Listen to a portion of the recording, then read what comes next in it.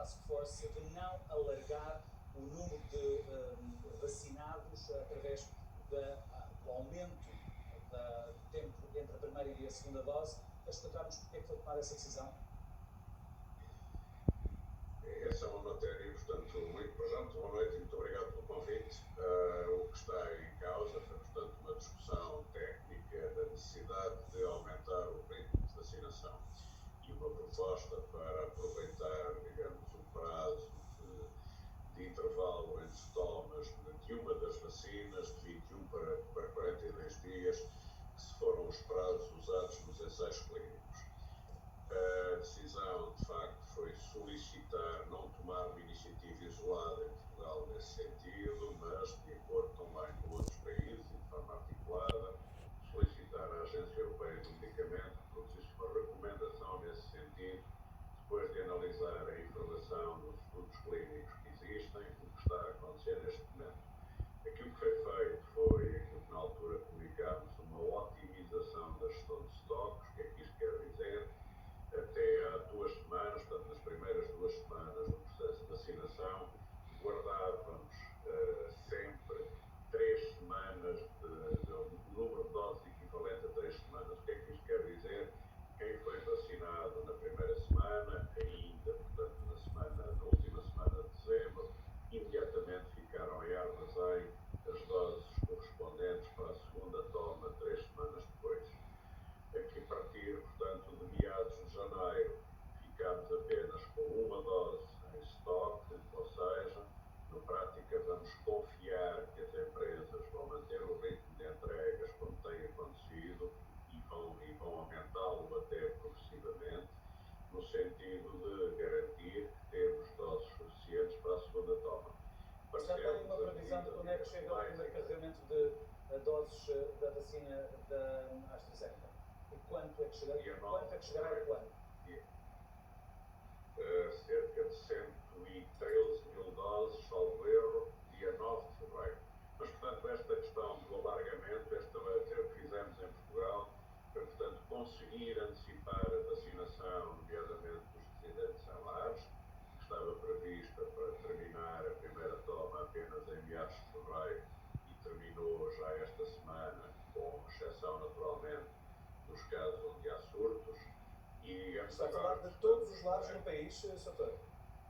Todos os lares e unidades de cuidados continuados. A informação que eu tenho é que há apenas alguns chamados lares ilegais do Alentejo em que ainda não foi possível estabelecer o contacto com esses lares e que, aliás, ainda... Quem é que estabelece esse contacto, Sr.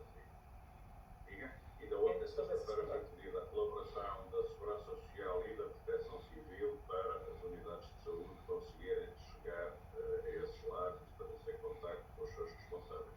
Eu tenho indicação através de um e-mail de uma direção enviada, de um mail enviado por uma direção de um lar do Conselho de Cascais, que anda há semanas, desde o dia 18 de dezembro, a tentar entrar em contato com a Autoridade de Saúde e com o Ministério da Segurança Social para saber uma data para vacinar os muitos residentes que têm a residir, utentes a residir neste lar. Esta direção é diferente do caso do lar em si, mas há um caso desta semana, eu tenho este e-mail que tem 2 dias, desta direção deste lar, que se queixa de não ter qualquer tipo de informação desde o dia 18 de dezembro, apesar de já ter enviado a atualização de informação dos utentes, dos funcionários. O que é que uma direção de um lar que ainda não tenha tido os utentes e os funcionários vacinados, o que é que pode fazer? Estranho muito que não consiga entrar em contacto com a respectiva unidade de saúde, mas naturalmente não posso contrariar. Aliás, mas enfim, valia a pena comprovar. Também, exatamente há 2 dias, tive uma informação também de um lar em Cascais, onde essa situação teria ocorrido e, enfim, rapidamente se esclareceu que não tinha sido vacinado porque estava a decorrer um surto, ou seja, e, portanto, a Autoridade de Saúde tinha declarado o lar como não conforme para ser vacinado. E o que é que acontece nessas situações? Já agora, Sr. é preciso esperar que todos os utentes, quando haja surtos, quanto tempo é que se tem que esperar? Qual é o procedimento?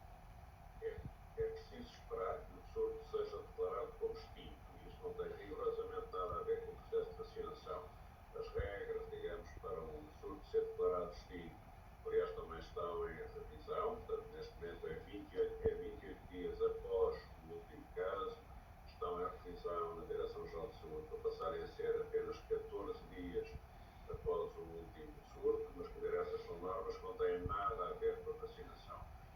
vacinação é que, em regra não, a regra também da administração de qualquer vacina, ela não é feita desde que as pessoas estejam doentes, digamos assim, seja qual for a doença, ou seja, tenham qualquer síndrome antigo. E quais são os procedimentos para casos, como nós já relatámos ao longo dos dias, de algumas pessoas que trabalham ou vivem em lares que foram vacinadas e que, entretanto, ficaram infectadas? Qual é que é o procedimento para a segunda toma? Espera-se naturalmente que esse surto, ou seja, no caso de lares, aparecendo um surto no intervalo das tomas da vacina, espera-se que esse surto seja também terminado, seja depolado e então procede-se à segunda toma. Repare que a questão, digamos, dos 21 dias é exatamente o período que está recomendado. Mas também aquilo que sabemos, e a princípio isso não será lesivo para as pessoas, até mesmo porque é a melhor alternativa, é que as pessoas de um lar em que aparece um surto depois de administrada a primeira toma, isso é naturalmente possível, a segunda dose deve ser administrada assim que o surto estiver terminado. Que a partir será então nos tais 14 dias em vez dos 28, como dizia há pouco. Deixe-me mudar, Sr. Doutor, para outro tema que está a marcar este processo de vacinação. Depois de